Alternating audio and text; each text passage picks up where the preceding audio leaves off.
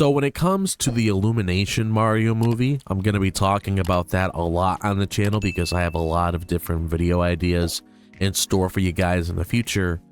But today, I want to make a video on the 1993 Super Mario Bros. Movie, which I'm not going to talk about too much on this channel outside of this video because I wanted to explain why this movie itself became so infamous over the years when it comes to the troubled production, when it comes to the lasting impact on the industry, along with several other topics as well. So this should be a very interesting video because I want to take you guys on a journey when it comes to everything surrounding this film. So buckle up and get ready because this should be fun. So the production of the 1993 Super Mario Bros. Movie was marked by significant challenges that contributed to its infamy. As the first major video game film, it faced uncertainty from the start. Directors Rocky Morton and Annabel Jankel, known for Max Headroom, were inexperienced with large-scale family films. The involvement of multiple writers, up to 9 according to production accounts, led to constant script revisions and sometimes during filming. This lack of a cohesive vision created confusion for the cast and crew, setting the stage for a difficult process. Creative disagreements further complicated matters. The directors envisioned a dark science fiction narrative while the producers, backed by Hollywood Pictures, sought a light-hearted, family-friendly film aligned with the Super Mario games. These conflicting goals resulted in frequent disputes, with reports indicating that Morton and Jankel were excluded from reshoots and final editing. Actors including Bob Hoskins expressed frustration, with Hoskins later describing the experience as deeply challenging in interviews. The absence of a unified direction left the production in disarray. The filming environment added to the difficulties. The movie was shot in an abandoned cement factory in North Carolina, which posed logistical issues.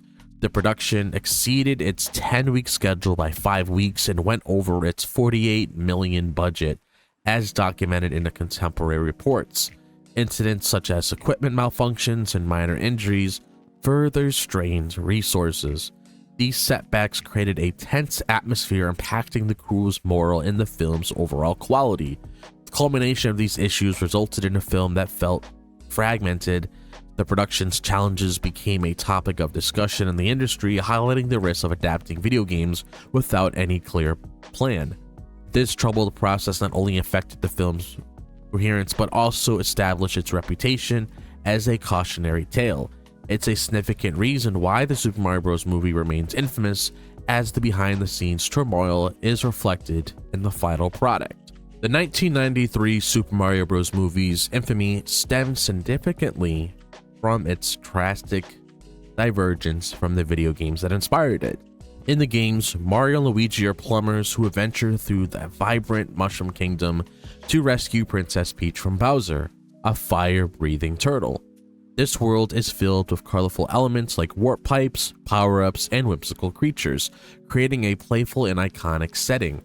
However, the film abandoned these core aspects, presenting a narrative and aesthetic that felt disconnected from the source material, which left fans and critics bewildered. Instead of the Mushroom Kingdom, the movie introduced Dino Hatton, a dystopian city where dinosaurs evolved into human-like beings, ruled by President Koopa, played by Dennis Hopper. Princess Peach was replaced by Daisy, an archaeology student who ties to this dinosaur lineage. Familiar characters like Goombas were reimagined as tall reptilian henchmen, and Yoshi became a small caged dinosaur.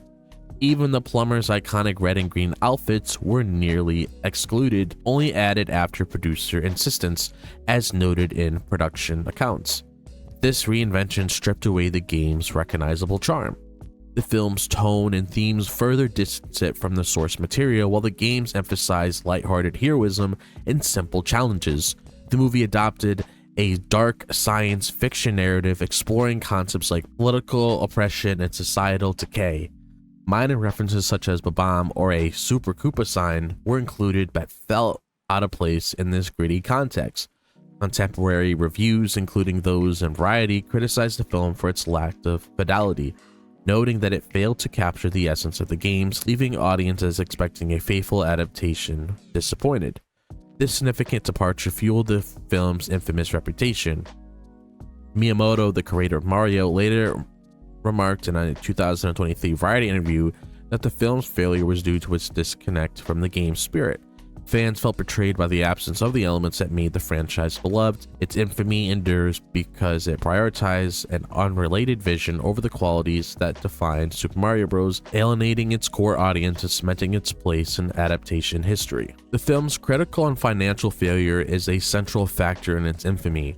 Released on May 28, 1993, Super Mario Bros. Was anticipated as a potential blockbuster. However, it failed to resonate with audiences or critics, resulting in a significant setback for its studio, Hollywood Pictures. The scale of this disappointment solidified the film's reputation as one of the most notable flops of its era. Critics were overwhelmingly negative. Publications like the New York Times described the film as lacking coherence, while the Washington Post noticed its inability to appeal to either children or adults.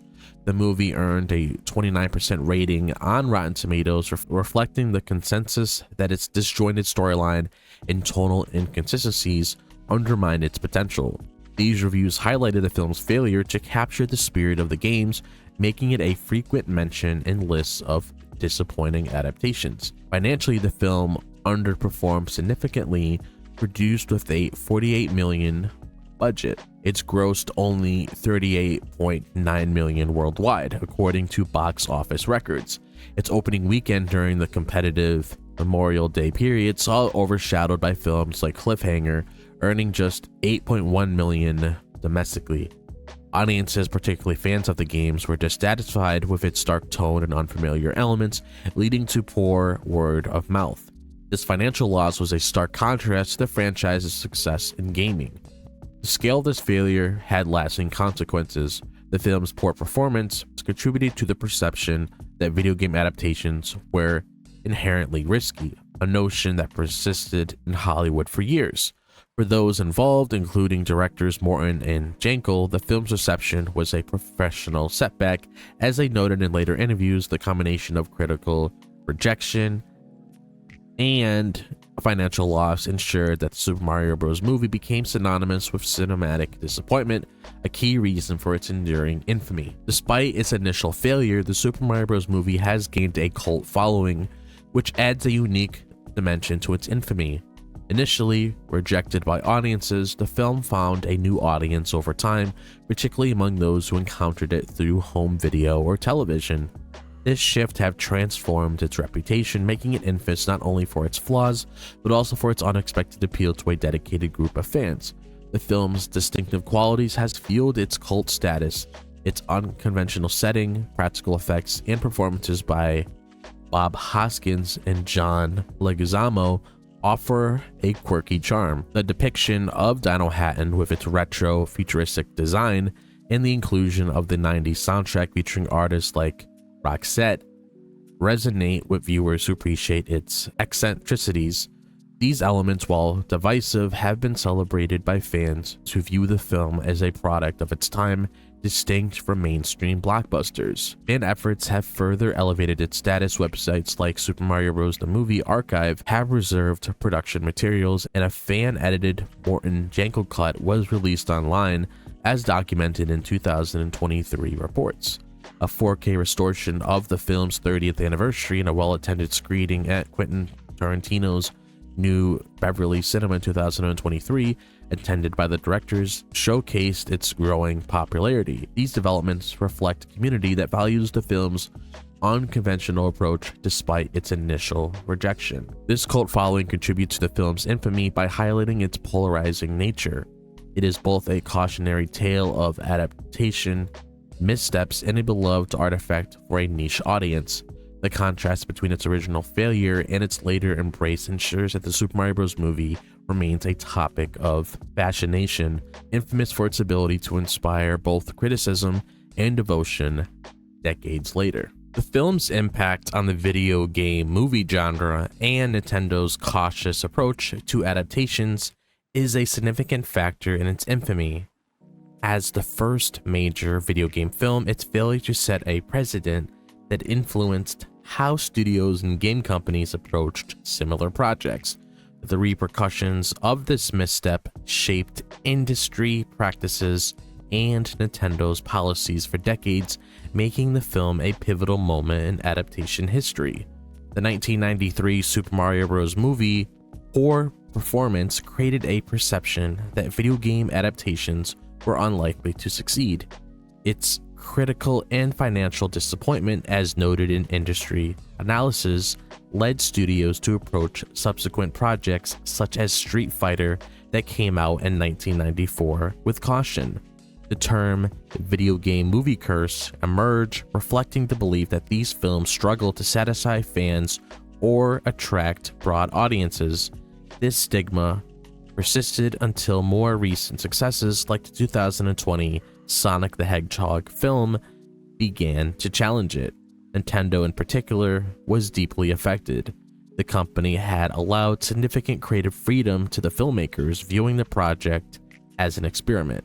The resulting film's divergence from the games promoted a reevaluation, with Miyamoto noting in a 2023 Variety interview that the experience made Nintendo hesitant to pursue further adaptations.